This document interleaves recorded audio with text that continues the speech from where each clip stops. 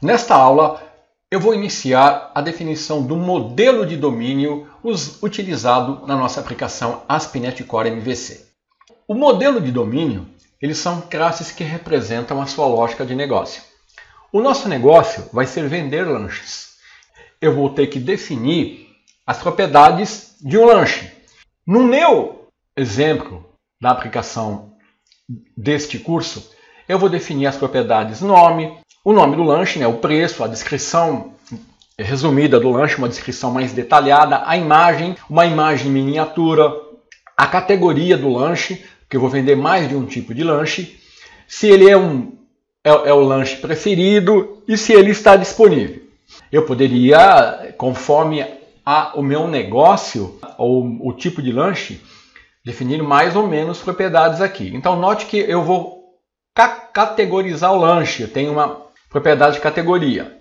Então eu vou definir o lanche e a categoria. Na categoria eu vou definir o nome e a descrição. Então eu vou ter lanche e categoria. Lanche, eu vou representar essas propriedades e um lanche na linguagem C# por uma classe que eu vou chamar de lanche.cs. E a categoria por uma classe categoria.cs. Mas você poderia estar perguntando, por que eu não comecei criando as tabelas e o banco de dados? Por que eu estou iniciando, definindo um modelo de domínio usando classes? Por que eu estou fazendo isso? Eu estou fazendo isso porque nós vamos utilizar uma ferramenta chamada Entity Framework Core 2, que é uma ferramenta ORM. Essa ferramenta, ela mapeia as classes para as tabelas. E eu vou usar essa ferramenta na abordagem Code First, onde eu vou gerar o banco de dados e as tabelas a partir das classes.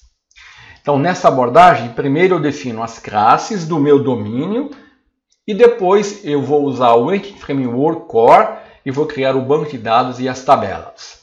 E por que eu estou fazendo isso? Qual é a vantagem de usar essa ferramenta? Bom, as vantagens são que, usando essa ferramenta, eu posso definir as propriedades e os relacionamentos das tabelas usando o código C#. Eu não preciso me preocupar com comandos SQL, eu não vou usar SQL, nem objetos ADONET, que os objetos que eu utilizaria normalmente para fazer o acesso a dados. E outra coisa, com o Entity Framework eu posso gerenciar o versionamento do banco de dados. Então, inicialmente, eu vou criar essas duas entidades, essas duas classes. E depois eu vou criar mais classes. Então eu vou ter que versionar isso. Então nós vamos usar o Migrations. Então é por isso que eu vou iniciar definindo as classes. Então eu vou abrir aqui o nosso projeto. Por padrão eu tenho uma pasta chamada Models, onde ele já define um modelo que eu não vou usar. Então eu vou excluir. Essa classe, naturalmente, ela está sendo utilizada aqui pelo controlador Home. Então eu vou remover, tá vendo? Ela vai dar erro. Então eu não vou usar isso. Eu vou aproveitar o controlador Home mais à frente. Então eu vou deixar ele assim por enquanto. Então o que eu vou fazer?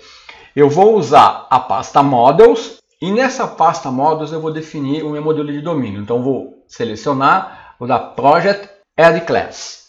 E eu vou definir ASP.NET Core Class e eu vou chamar a minha classe de lanche. Então aqui, deixa eu aumentar aqui para você ver. Para mim definir isso é muito simples, eu vou definir as propriedades. Quando eu estiver definindo as propriedades do lanche aqui, eu tenho que considerar o Entity Framework. Então eu tenho algumas regras que eu tenho que seguir aqui quando eu for definir as propriedades. A primeira dela é que na minha classe lanche eu vou definir uma propriedade. Então, para você definir uma propriedade, você digita prop tab. Ele já vai criar o template aqui. Então, a minha primeira propriedade vai ser uma propriedade onde eu vou identificar o meu lanche. Então, vou dar uma identificação. No Entity Framework, se você fornecer o nome da propriedade com o nome da classe mais o ID, ele vai entender que essa é uma propriedade e ele vai identificar isso quando ele gerar a tabela como uma chave primária do tipo identidade. Então, se eu chamar de lanche ID ou de ID, o Entity Framework ele vai entender, opa, essa é uma chave primária. Quando ele gerar essa tabela, ele vai gerar esse campo como uma chave primária. E você sabe que uma chave primária ela é utilizada para identificar unicamente um item numa tabela. Então eu vou chamar de lanche ID. Outra propriedade, você digita prop, vai ser do tipo string, nome. Assim eu vou continuar definindo as demais propriedades que eu vou pausar aqui e vou incluir para não perder muito tempo. Está aqui a definição das minhas propriedades. Aqui o ID vai identificar o lanche, o nome do lanche, a descrição curta, a descrição detalhada, a string, o preço do lanche, decimal, uma imagem, um caminho de uma imagem, o caminho de um thumbnail, que seria uma miniatura, uma propriedade booleana para indicar se esse lanche é o lanche preferido da semana, uma propriedade booleana. A propriedade booleana ela vai ter os valores verdadeiro ou falso. Se esse lanche vai estar em estoque. E aqui uma outra coisa muito importante. Como eu vou ter categorias de lanche, eu vou ter duas categorias, lanche normal e lanche natural. Para mim dizer para o Entity Framework que existe um relacionamento entre lanche e categoria, porque logo a seguir eu vou criar a classe categoria. Eu tenho que definir uma categoria ID e eu tenho que definir uma propriedade virtual do tipo categoria, que vai ser a categoria. Isso aqui vai definir a propriedade de navegação, que vai quando eu gerar a tabela, ele tem que saber que existe um relacionamento entre as duas tabelas. Então deixa eu remover os imports que não estão sendo utilizados. Aqui ele está indicando um erro porque eu não criei ainda a tabela categoria. Então vamos lá na pasta model, add, outra maneira de eu criar, deixa eu puxar aqui para você visualizar, add class. E aqui ASP.NET Core, eu não sei porque que ele está jogando em Xamarin Forms aqui, depois que atualizei ele passou a fazer isso, classe categoria.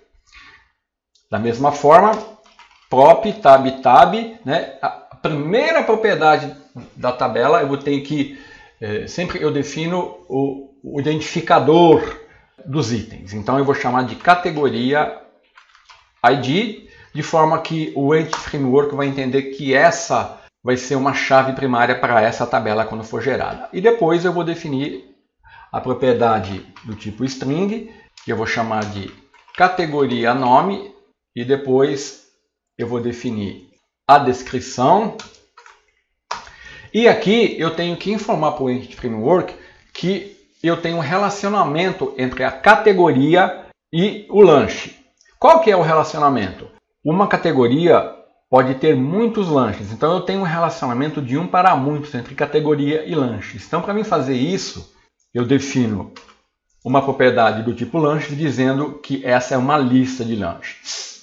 Então eu posso ter 10 tipos de lanche na categoria normal e 5 tipos de lanche na categoria natural. Então agora, se você abrir a classe lanche, ele não vai indicar mais o erro.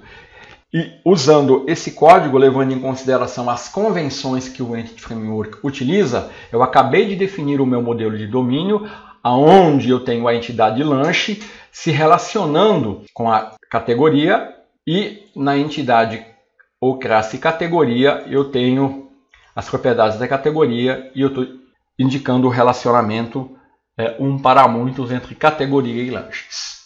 Então na próxima aula nós vamos continuar. Até lá!